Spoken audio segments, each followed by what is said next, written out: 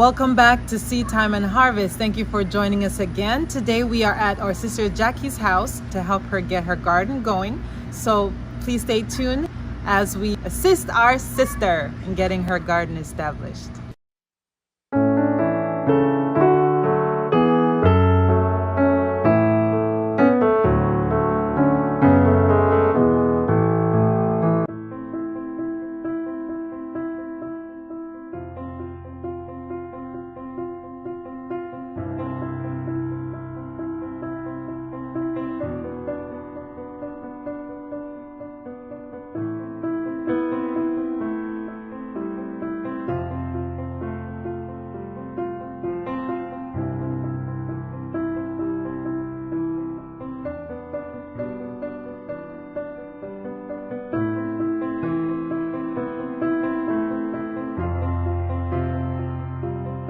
Here are the plants that we've been sprouting for Sister Jackie over the past 2 weeks. In this tray we have beets. Along with the beets we have snap peas, that's the sugar snap peas, and interplanted with this we have Brussels sprouts. Moving on, in this tray we have squash and mustard as well as spinach. Bok choy, we transplanted some strawberries, and we have peas and more bok choys over there.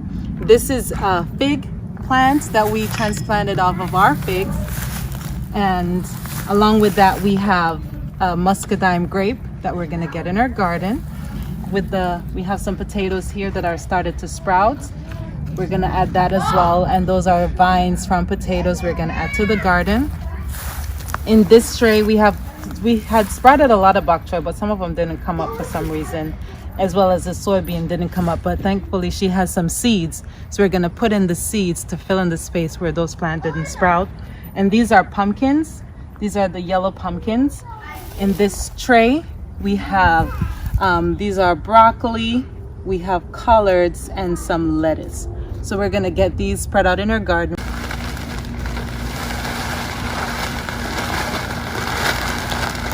So a mixture, we have peat moss, we have compost, and we have some garden soil. Gonna add some perlite in there, and if you don't have a wheelbarrow you can just use a tarp, and of course it'll take 2 people to mix it together so you can spread it.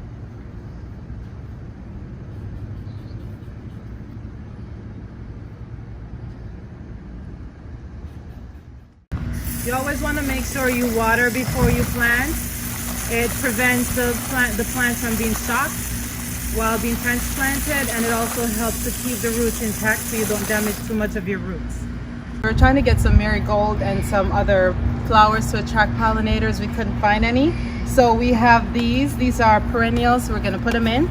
We have 3 in each pot. We're going to put 3 along this side of the bed, and 3 along that side.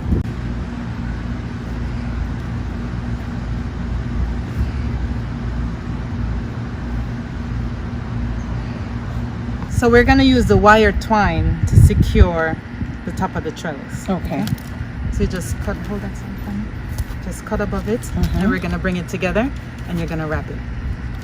Now, do I just intertwine it in and out, just like you twine a balloon together, in and out, like weave it.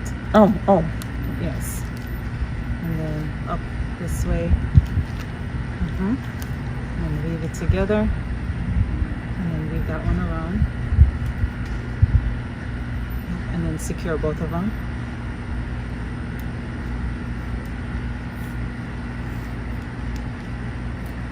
What's the difference between pole bean and bush bean, Cherise? Well, the pole bean runs on a pole, and the bush bean grows about 8 inches, 18 inches high. So this one is going to go up on the trellis, and you can put that one right here.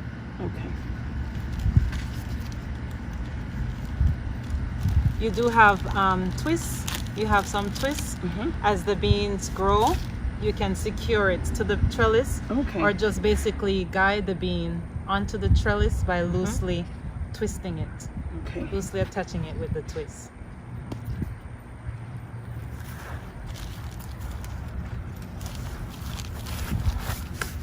So you just direct the bean where to go, so it doesn't just run along the ground. And of course, don't make your twist too tight. So the sun sets that way, and that's why we put the beans at that end. So as the sun is setting, it can allow the lettuce, which we're going to plant right next to the bean, to get some shade. Okay. So the sun rises in the east, and as it's going down, then it's going to cool down the bean because it's going to the lettuce, because it's hot back here most of the day. There are no trees, so the beans is going to give our plant some shade. Okay. So we're going to put the lettuce just not too far apart. Okay. Leave space so we can add more. Plant some seeds. So you just pull it out and then stick it in. So put them near to each other? Not too close. Like here? But yeah.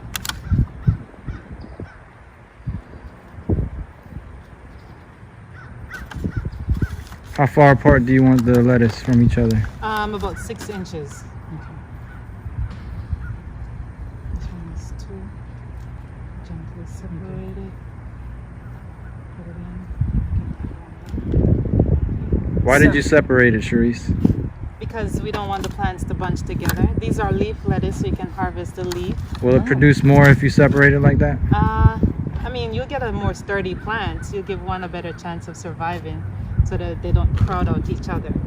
So these are leaf lettuce. They're not head lettuce. So you harvest the leaves instead of the whole head. So you get more. We want to have a consistent harvest. We're gonna plant some, and then we're gonna sow seeds. So by the time those are harvesting, these are gonna be ready to come out. These are gonna be ready. Okay. So you have more. Now these are collard greens. We're going to put 9 of them right here. 9 of them? Yes. Okay.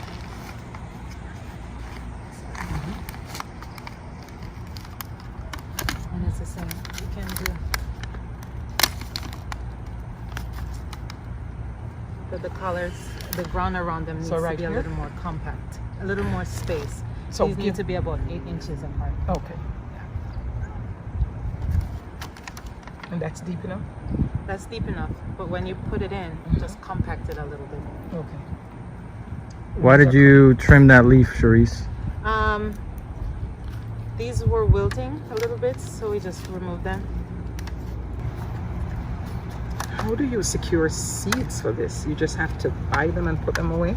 With the greens, you have to let one of them go to flower. Takes about 2 years. So I'm gonna leave you space in here so you can drop some more seeds. Okay. And this must be more compact. Yes. When you put it in, you just compact it. Again, thank you for joining us on Seedtime and Harvest. Until next time. Bye.